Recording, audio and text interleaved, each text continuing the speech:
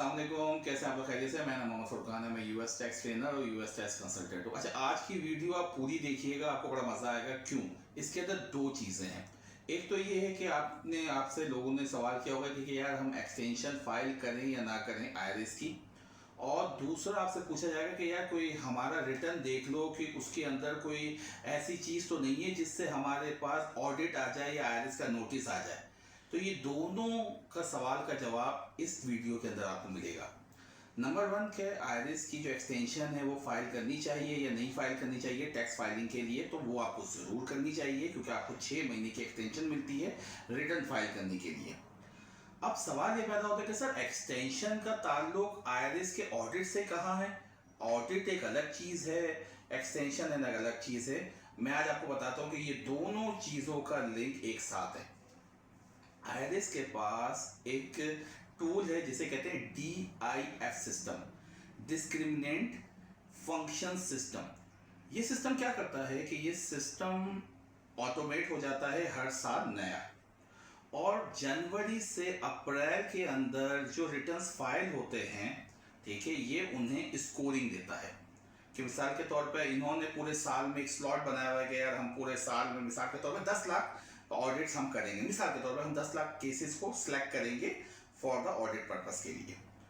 तो अब इनकी एक स्लॉट सिलेक्ट हो गई 10 लाख ऑडिट की, और इन्होंने स्लैब बना दिए हर किसी चीज़ के अपने पास। स्कोरिंग जिसे वो कहते हैं, स्कोर करते हैं और हर रिटर्न को वो स्कोरिंग देते हैं। उनका इंटरनल प्रोसेस है, ठीक है, तो वो स्कोर देते हैं।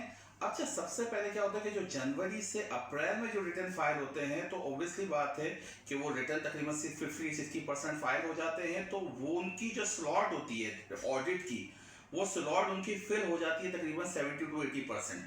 तो इसका मतलब ये हुआ कि जिन लोगों ने जनवरी से अप्रैल में रिटर्न फाइल किया था, ठीक है, उनके लिए हाई स्कोर हो जाता है, हाई रिस्क हो जाता है ऑडिट की कैटेगरी के आने के लिए, कैटेगरी में आने के लिए। अच्छा, अब जो लोग अप्रैल से अक्टूबर के दरमियान रिटर्न फाइल करते हैं, ऑब्वियसली बात है उनका जो कोटा था, ठीक है, सिस्टम का जो कोटा था वो पूरा हो गया या उसने कुछ फिल कर दिया। तो वो क्या होता है कि स्कोरिंग, अगर मिसाल के तौर पे वो ये कहते हैं कि किसी को अगर 5 स्कोर मिलेगा मिसाल के तौर पे, तो हम उसे ऑडिट में ले जाएंगे। लेकिन वो 5 स्कोर वाले तो ऑलरेडी वो 60-70% कर दिए उन्होंने। तो अब क्या होता है कि वो क्या करते हैं कि फिर उनका स्कोर लेवल हाई हो जाता है कि वो ये कहते हैं कि अब अगर किसी का 8 स्कोर आएगा, 9 स्कोर आएगा या 10 स्कोर आएगा, हम उससे सिलेक्ट करेंगे ऑडिट पे। तो इसका मतलब ये हुआ कि जनवरी से अप्रैल में 5 वाले बेचारे चले गए, ठीक है, और फिर अप्रैल से अक्टूबर के दरमियान किसी का 5 स्कोर आएगा, वो ऑलरेडी स्लॉट भर चुका है उनका, तो वो उसके अंदर ऑडिट के अंदर नहीं लेते। ये प्रैक्टिकल चीजें हैं, ठीक है। तो लिहाजा जनवरी से अप्रैल में जो लोग रिटर्न भरते हैं उनके लिए हाई रिस्क होता है ऑडिट का DIF सिस्टम के थ्रू, और जो लोग अप्रैल से अक्टूबर में भरते हैं उनके लिए लो रिस्क होता है, ठीक है, जिसकी वजह से क्या होता है कि उनको फायदा होता है। अब सवाल ये पैदा होता है कि सर थोड़ा सा हाईलाइट ये कर दीजिए कि ये जो ऑडिट है कि इसकी स्कोरिंग कैसे होती है। मिसाल के तौर पे आपने अनयूजुअल डिडक्शंस क्लेम कर ली।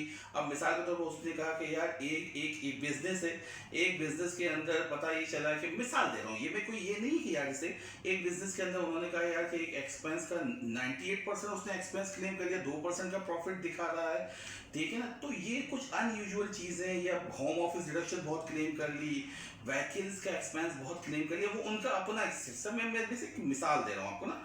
तो अब इस तरीके अनयूजुअल डिडक्शंस क्लेम कर ली, या आपने कुछ ऐसी रेवेन्यूज क्लेम कर लिए जो उनके पास डेटा मौजूद नहीं, जैसे 1099 NEC हो गया।